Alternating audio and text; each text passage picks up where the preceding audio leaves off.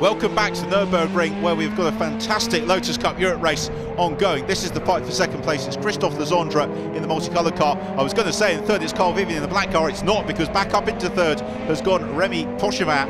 In the lead of the race, it's Jonathan Walker in an orange machine. You'll see shortly. He has rather driven away from this absolutely fantastic fight for second, third and fourth, as Carl Vivian looks to try and pass the quadruple race winner from already during 2011. That is Remy Pochevin, as Pochevin in turn chasing down Christophe Legendre. There's the race leader, Jonathan Walker. So he's got about 5 seconds or thereabouts advantage over this scrap for second. And Legendre, very feisty driver, difficult man to overtake as well. And he's doing a fine job here in second of keeping the rest of them at bay. So they plunge down the hill as Pochevin looks at the inside line. Legendre says, "You're not coming through there, I'll take the racing line, thank you very much." He does just that.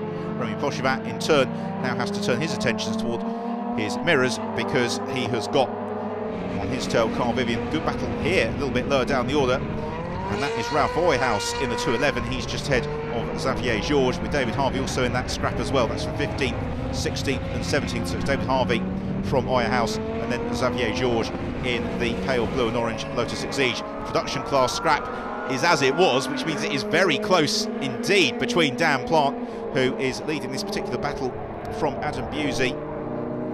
Busey having a little bit of a slide there, trying to get onto terms with Dan Plant.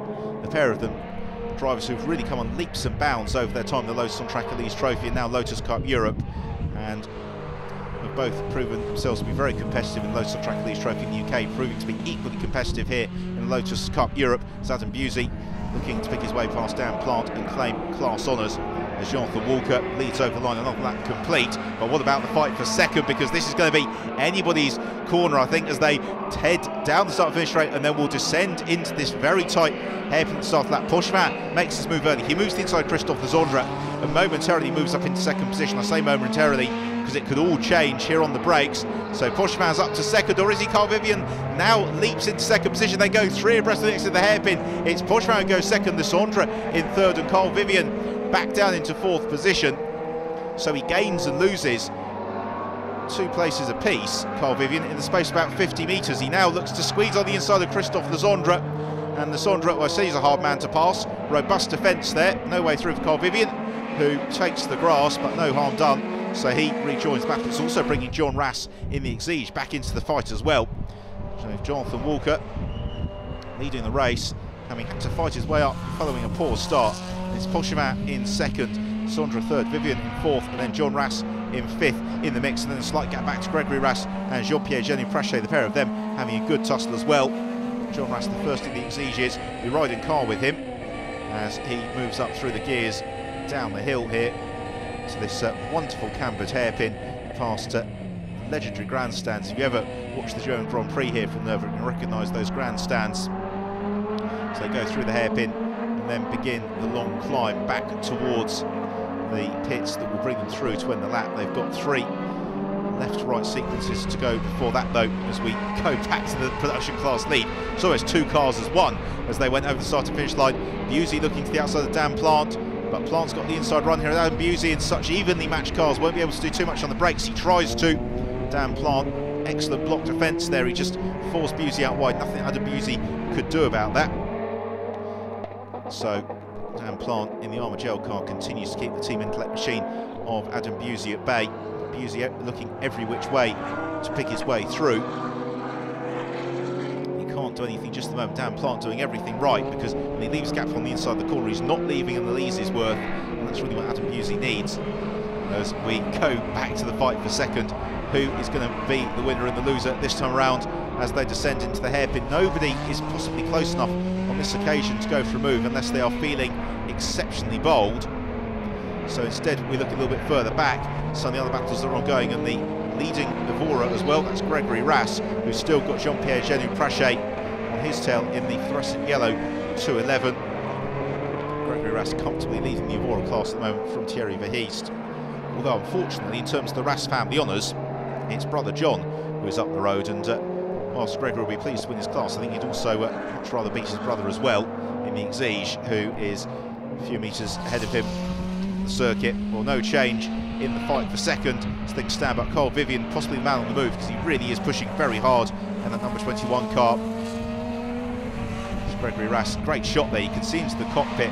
Gregory working the wheel, but not being too dramatic here. It's a big car, the Evora, and you've got to be fairly gentle with it over the duration of the race. Good battle a little bit further down the order. It's Morrison Apple and Klaus Recker. They're busy fighting over 25th and 26th position. The Austrian driver, Klaus Recker, trying to pick his way past Morrison Apple. And Apple, in turn, recovering from a spin we saw a little bit earlier on in the race, as we then rejoin the production class scrap. And look at this, brilliant stuff. As the pair of them, though, they're fighting amongst themselves. It's bringing Nicolas Ferrer, who is not in the production class but is fighting for them for overall race position, back into the mix. So again, Busey trying to settle into the slipstream here behind Dan Plant. And Nicolas Ferrer saying, right, I'm going to come through now, because look at that, squeezed into the pit wall by Dan Plant is Adam Busey. Well, they've seen the Senna movie of Ayrton Senna doing that to Alain Prost at Estoril. It's probably not a move to aspire to, but they didn't make contact. Busey, well, this is the issue he's got. Dan Plant is giving him space, but not a car's width worth. So Busey instead having to try around the outside of Dan Plant, who again just gently moves Adam Busey out onto the AstroTurf that's at the edge of the circuit here at the Nürburgring. Two of them will have thoroughly enjoyed this, and I'm sure we'll be reliving it over a beer or two later, because they have been running very close to all race long. But this man, having got into the lead, has made good his escape. He's just got one corner to go, and Jonathan Walker is going to open his victory account for the 2011 season here at the Nürburgring. He accelerates out to the checker flag and takes the win. It's been a great weekend here for Jonathan Walker at the Nürburgring. He has won both of the races. As for second place, it's going to go by a whisker to Carl Vivian. So Carl Vivian claims second, with Remy Pochevin rounding out the podium and John Rass home in fifth, but winning the Exige Cup class with Gregory Rass home in sixth and claiming Evora honours. So here is the final classification, with the win for John Walker, second place to Carl Vivian, third was Remy Pochevin, fourth was Christophe Legendre, John Rass in fifth, Gregory Rass in sixth, Philippe Loux recovering from that spin up in seventh, with Laurent Febvre in eighth. Really super race, that one from Lotus Cup Europe. So in terms of the class honours, well, in the 211 class it was John Walker from Carl Vivian and Remy Pochevin, same as top three in the race overall. In the Evoras it was Gregory Rass who took the win from Thierry Verheest. Siege Cup claimed by John Rass from Herbert Metzger and Christophe Guerrier. Open class honours to Rob Fenn from David Harvey and Xavier Georges. And then who did win that production class battle? It was just Dan Plant, Adam Busey and Jose Vazna. Oh, super race throughout the field in the Lotus Cup Europe, and the drivers having very well deserved handshakes on the podium, enjoying the spoils of victory with the champagne and the trophies. You were in pole position, you've lost some places, and then you made it all back again. That was fantastic.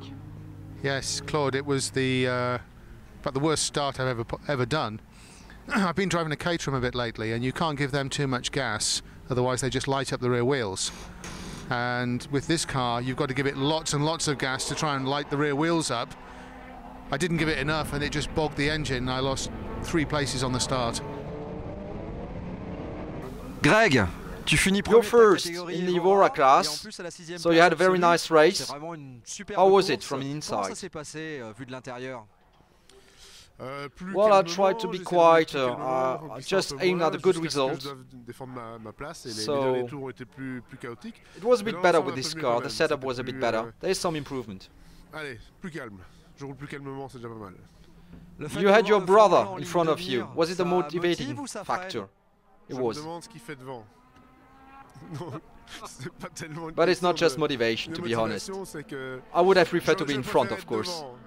But that doesn't help me anyway. It's just a different car, so I'm just doing my own race. I've got more weight, so it's more difficult. It doesn't help me. John, you're first in the Exige class and you finished 5th overall. Excellent race. Yes, it was more difficult than the first race. I don't know why, maybe too much fuel in the car. But I've tried to follow the first one. It was too fast for me, so I did my best, and hopefully my brother and Jean-Pierre had a fight, and they stayed behind me, hopefully, and I did my best to stay in the 5th position, and that's the result. I'm happy with it. Dan, excellent race. You made it to first place in production class, but it was a tight fight, wasn't it? It was very tight. I don't think it could have been much tighter. Adam and I had a very good battle there. We actually revved 3 or 4 times, so it couldn't have been tighter, but a great race. Well, that's it from Donington, the Nürburgring, but join us soon for more Lotus on Track action.